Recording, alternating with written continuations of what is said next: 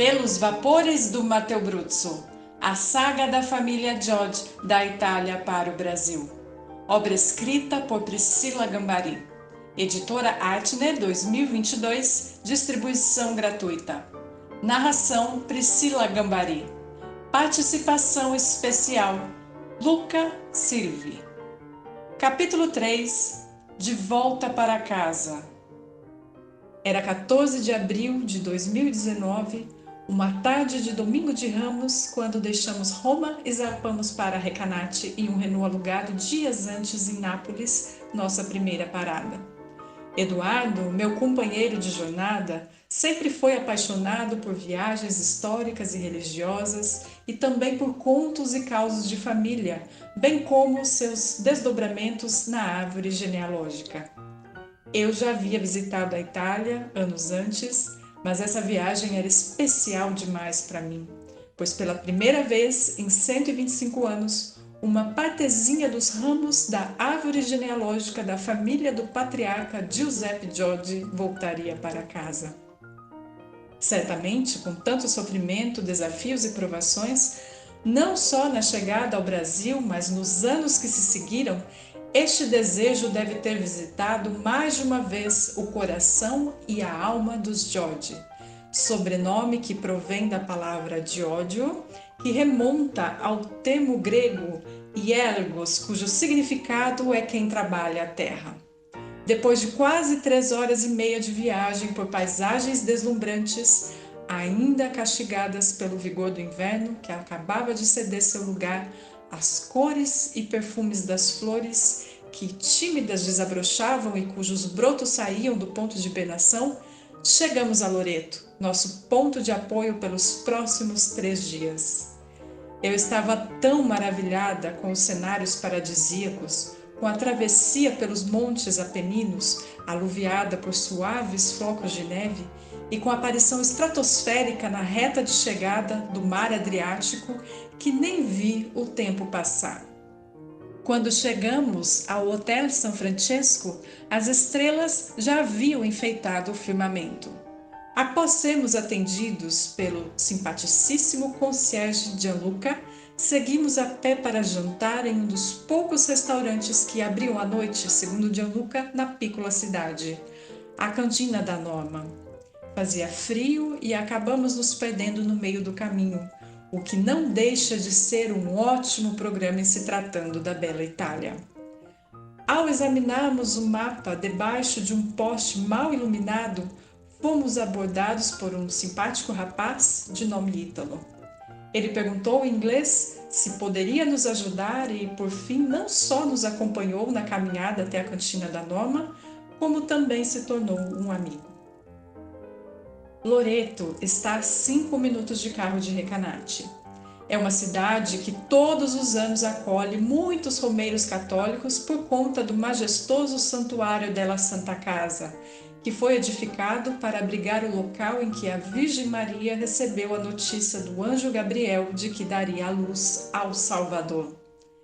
Segundo a crença cristã, esse santo espaço foi abduzido de Nazaré, inicialmente até a Croácia, e depois até Loreto. Acredita-se também que foi nesse mesmo lugar que Maria passou sua infância e adolescência ao lado de Santa Ana e São Joaquim, seus progenitores. A transladação milagrosa da casa foi reconhecida por vários papas e muitas graças alcançadas pelos fiéis são imputadas a Nossa Senhora do Loreto, que é a padroeira de todos os ofícios ligados à navegação aérea. Quase todas essas informações foram compartilhadas por nosso Cicerone Ítalo, a caminho da Cantina da Norma, onde fomos agraciados com um saboroso piatto di spaghetti, preparado, claro, pela Norma, nome dito várias vezes em um sotaque carregado pelo atencioso host que já aguardava a nossa chegada após telefonema do concierge Gianluca. Na manhã seguinte, estávamos logo cedo a postos. Fiquei alguns momentos espreitando a janela do quarto, cuja vista dava para a cúpula do Santuário della Santa Casa, embalada pelos seus sinos, pelas sinfonias altamente polifônicas, performadas pelas mais diferentes e variadas espécies de pássaros, pela bruma da alvorada fria com seus diversos tons de cinza e seus mais envolventes aromas, e permiti perder-me infinitos pensamentos sobre a minha vida e sobre as histórias de minha família e as de nossa ancestralidade. Viajar, para mim, não se resume à apreciação de lugares turísticos específicos. Vai além disso. De alguma forma, sinto que mergulho em espaços profundos e pouco explorados do meu espírito e do meu passado. É algo absolutamente necessário e libertador que traz mudanças positivas e permanentes aos meus propósitos e ideais.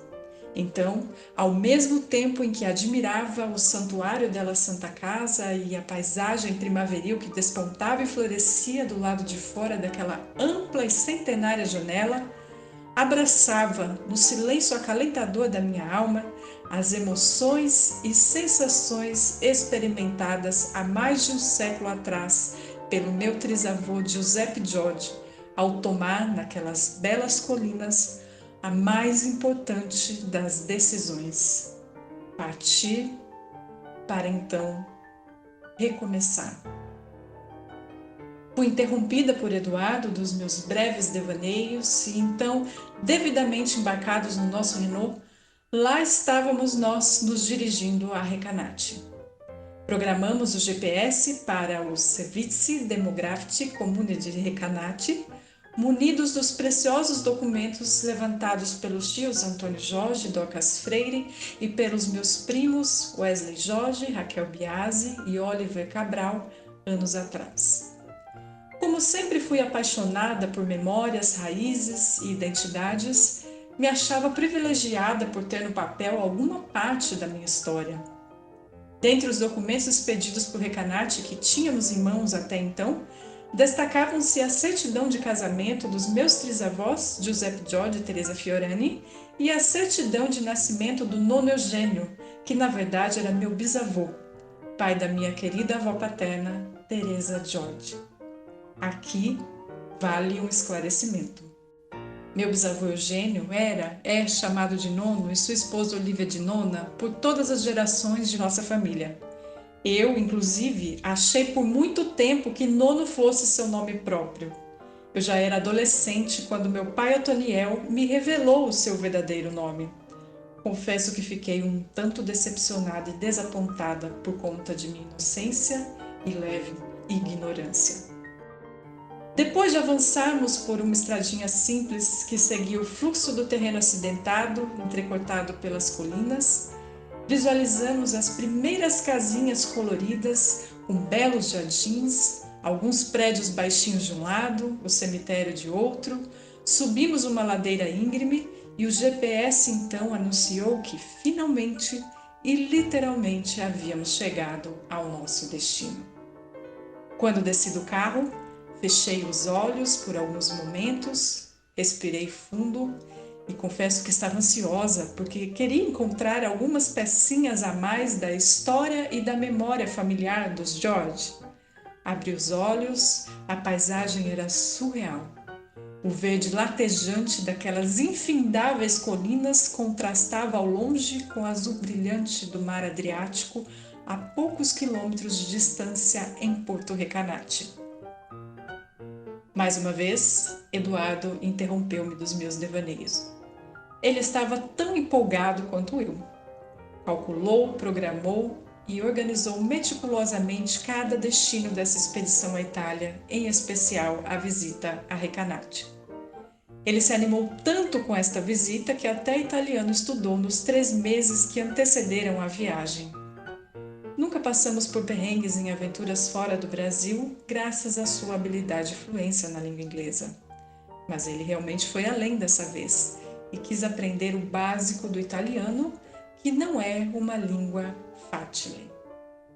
Então, ele, munido de algumas frases prontas em italiano que só usavam 2 tempos verbais, e eu, com minha coleção de papéis, certidões, mapas, nos dirigimos até o interior do prédio do Servizi Demografici Comune di Recanati, que é onde as pessoas solicitam carteiras de identificação, atestados de óbito, enfim, os mais diversos documentos. O espaço para o atendimento ao público é ligeiramente estreito, com pouca iluminação. Possui um balcão, se não me engano, de madeira, pelo qual sobem divisórias de vidro que separam os funcionários dos habitantes de Recanati, que dependem do serviço para emissão de alguma documentação, ou ainda dos aspirantes estrangeiros à cidadania italiana por parentesco com algum antigo habitante da região. Acho que o que menos aparecia por ali era gente como eu, atrás de informações, por curiosidade, paixão e preservação da memória dos antepassados. Havia poucas pessoas na hora em que chegamos, então logo fomos atendidos. Uma jovem senhora, atrás do velho balcão, fez sinal com as mãos, convidando-nos à aproximação. Buongiorno, saudou-nos. Respondemos timidamente a saudação de una italiana e ela logo perguntou: "In che cosa posso aiutarla?" Eduardo respirou fundo e disse: Signora, scusi, parla inglese? Como Eduardo teria que explicar com uma certa dose de detalhes o que estávamos fazendo ali, achou melhor perguntar se a funcionária falava inglês, porque, obviamente, a comunicação e a troca de informações seria muito mais eficiente tanto para nós quanto para eles. Como ela não sabia dizer uma única palavra em inglês, apenas gesticulou mais uma vez com as mãos e, ao mesmo tempo, ordenou: "Aspetta un attimo." Segundos depois, retornou ao balcão com uma colega de aparência oriental e mais uns 2 outros funcionários. A tal moça oriental era a pessoa mais fluente ali para eles no inglês. Eduardo fez a primeira pergunta e ela não entendeu absolutamente nada. Então, logo vimos que a solução seria Eduardo colocar em prática seu parco conhecimento italiano adquirido nos últimos 3 meses. Eduardo balbuciou algumas palavras em português e italiano e a primeira funcionária, então, com uma boa vontade extraordinária e com todo o drama da língua italiana, nos disse: "Prova a spiegarmi in italiano." Eduardo mais uma vez respirou fundo e suavemente e pausadamente foi escolhendo as palavras. Começou o discurso tentando afirmar em italiano que meus antepassados haviam vivido naquela região há mais de 100 anos. Gaguejou um pouquinho ali, acolá e tentou tecer a trama verbal da melhor maneira que pôde, quando, ainda sem terminar a primeira ideia, depois de uns 5 minutos que havia começado, foi interrompido quase que em coro por 2 funcionários que escutavam a história. Stai cercando un parente vivo? No, no, di molto tempo fa. Eu já estava quase tendo uma crise de riso, dada a confusão idiomática, uma verdadeira torre de Babel. E até eles entenderem que não, nós não estávamos à procura de 2 parentes, um de 150 e outro de 120 anos, diga-se de passagem, demorou alguns minutos. Eu não tinha como ajudar, pois em italiano só sabia dirigir saudações ou perguntar como stai, como estás, ou afirmar nós siamo brasiliani, nós somos brasileiros, ou ainda siamo tutti brave persone, somos todos boa gente, que deve corresponder ao clássico The Books on the Table, o livro está sobre a mesa em inglês. Enfim, Eduardo apontou para mim e reiniciou a frase, agora com a voz impostada e sem gaguejar. I suoi antenati hanno vissuto qua tanto tempo fa. Vorremmo sapere come possiamo scoprire qualsiasi informazione che li riguardi. Indirizzo, certificato di battesimo. O capito, repetia a primeira funcionária que nos atendeu. Depois entendemos que as pessoas que se dirigiam ao serviço demográfico chegavam até lá certos de suas solicitações.